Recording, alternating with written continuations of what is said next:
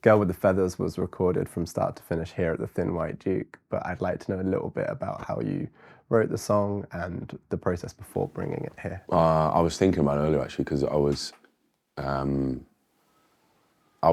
home in Tulsa when I was living in the flat, and the flat was kind of empty because I was moving out. And I bought this shitty dobro off eBay. I say shitty, it's fine, but it's broken. So I got home one night. You can only play certain chords on it because of the way that it's messed up. So there was these kind of 4 chords that was going down, and I was just sitting there, you know, at home, and I kind of wrote it, and I realised, like, something I've worked out with songs is you got to write it there and then. The longer you leave it, with time passing, with the emotion and the feeling, it gets harder and harder through 1, 2, and 3 days after the way you've felt in that moment. So this was one of those good moments where I've, you know, and it's one of the hardest things is to finish it there and then. But it was one of those of like, I have to do this now. And I think I probably wrote 2 verses. And then all the sort of main hooks.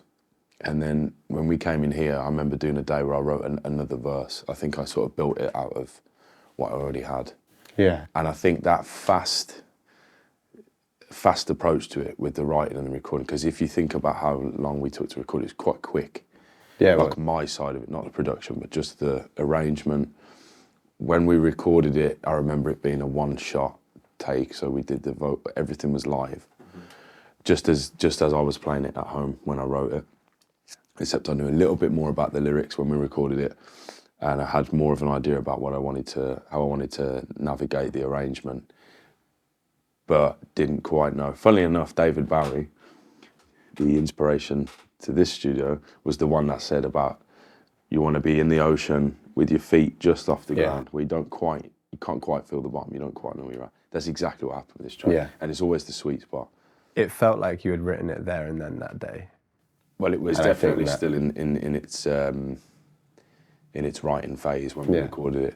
Like for most people, and even for myself, I would have said it was a bit premature to record it when we did, but because of that, it works. And there's plenty of mistakes in it, I think, or mistakes in the vocal. There's just stuff that I would have been a perfectionist about and gone over loads of times and tried to redo.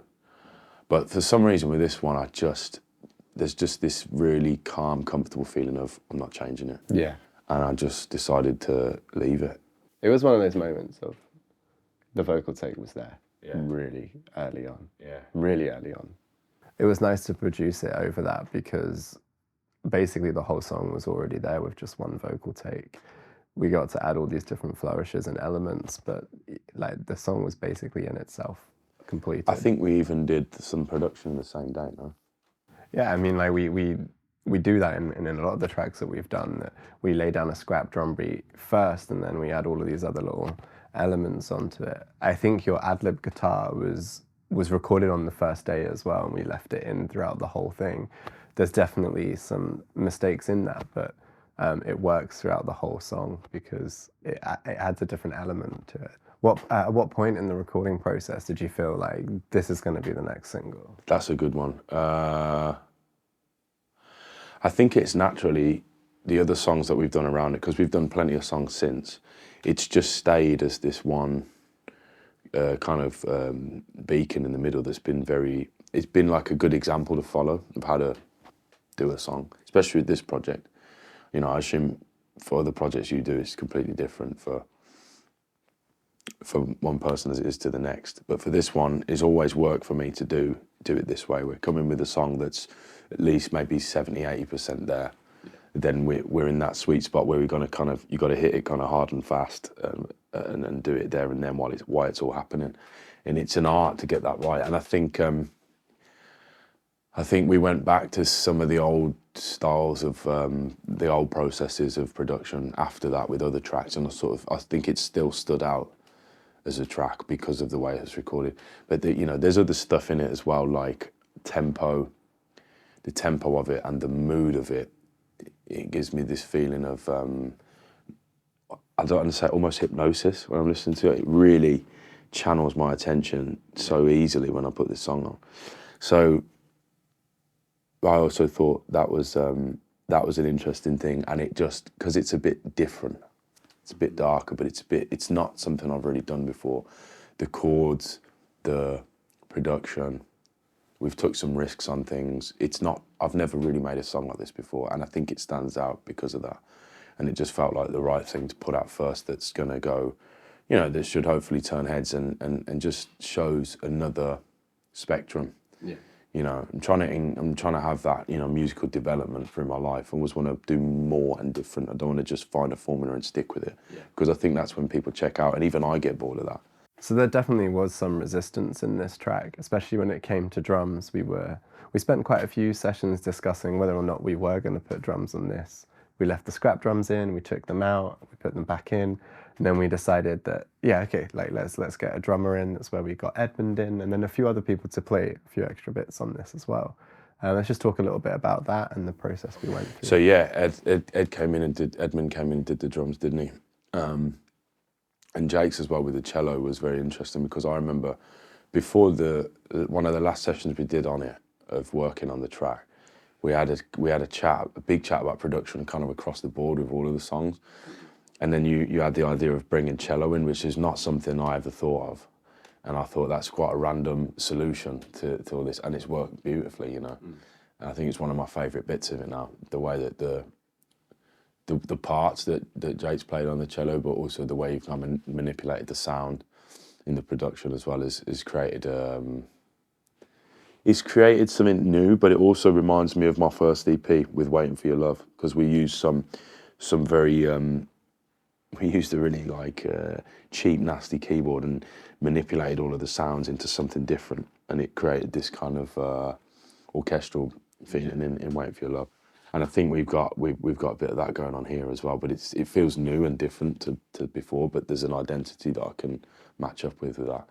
It's familiar. That fits in really well with what I was going to ask you about, the evolution of your music, and where we take songs that definitely have a cinematic feel to them, and now it feels much more enhanced. Was this always a process that you wanted to go down, or was it something that you discovered here? It's all fresh and new. I think the crescendo thing's been there before. You can hear it in the earlier songs like "Waiting for Your Love" and "Robin," and even "Bang Bang." There's a build of excitement. I think because it's just me and a guitar and a solo project, I feel that the songwriting can get boring if you're always doing the same thing. I think the crescendo allows a song to develop in a way that it kind of brings in multiple genres from from what I'm inspired by. So we suddenly go from being this very small singer-songwriter at the start of the song. Some tracks have ended up being a full rock band at the end of the song. So it allows that growth, and it's an interesting journey, and it's just creates a more exciting track, I think. And it's also much deeper, the sound. It's a little more modern. That's your influence and input on it, and the style of production, but also the studio, the equipment that we've had here, that we've had to mess around with, and it felt daring. I think all of the tracks have felt like a new lane. It's like same but different. Yeah. And we've kind of taken my old sound. I feel like we've stretched it that way and that way. It's become wide and deeper, a little bit more modern and crisp. But the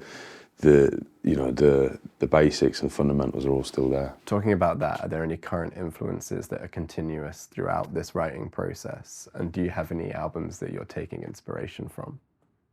I don't think there is any one specific artist or album that's done it. I think it's an accumulation of lots of different influences that have always been with me. I mean, when I was a teenager, I played in heavy bands like metal and rock, and it was the same. We would crescendo all the time, like Freebird.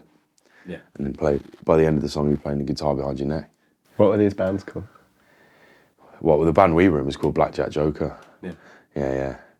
But it was like... Can we find that still? I'm pretty sure there's a little something on YouTube somewhere that I could probably dig out. Yeah. Okay. And I'm pretty sure it crescendos. It used to be, with that kind of genre, it would go into an instrumental at the end. And we'd start riffing out and making really heavy instrumental bits at the end of the song for a minute or two or whatever. Yeah. And all the choruses and the verses were at the beginning. So I suppose this is my adult modern version now, and I just use lyrics a little bit more instead. Yeah. Even though we have worked on some stuff that's got instrumental bits in it, but you've got to have the right musicians on it to do it, you know. Sure. When you're in a rock band, you make a feature of the drummer doing these bits and whatnot. Yeah. You know, now we've got that freedom to say we can kind of do what we want with the crescendo, and it doesn't always have to be vocals. It doesn't always have to be me. So it's an interesting time to be creative with it, you know. Good, man. Yeah. That's great. Yeah. Yeah. So there's no real, that's cool. It's more of the influence of like feeling and past rather than it being any specific artist. So It's all about emotion. Yeah. Yeah.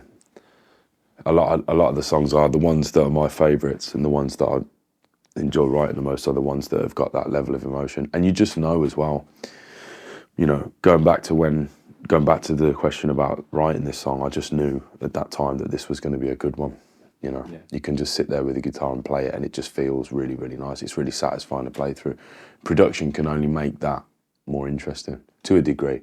You can obviously overkill it as well, but when the song's strong like that in the beginning, it's hard to, because you just need to just gently guide it with production. You know, just be smart about not too many elements, but the right things in the right place, and it just guides the song into being a bit bigger than it is as a stripped version. Yeah. You know, but it's also nice to listen to this track as a stripped version too. I think anyone that came in and heard this song instantly could tell that the song was about the vocal line.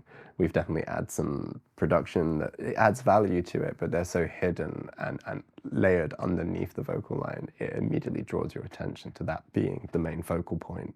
It's really cool. I like that. I actually didn't have any decent headphones for most of the period that we made this track. And then I found an old pair at home, like some Bang & Olufsen cans. So other than being basically in the studio, I can hear everything, but when I go home, I wasn't really listening to it too much. Only kind of low quality monitoring versions of it. So off my phone or on a pair of cheap headphones. And it was really only the song I could hear, but when I found the bigger cans again, I could hear the depth of all the production and all the interesting bits in it. Yeah. And that's when it also really came alive to me, like, this is a good one. This is really something I feel proud of and I want to show people. And also, yeah, like I've set the bar of like the kind of songs I want to do. Yeah, but I don't want to make every track this dark and alternative, you know. But it's really nice to have a track like this in the back. It just feels, yeah, it feels very organic, you know.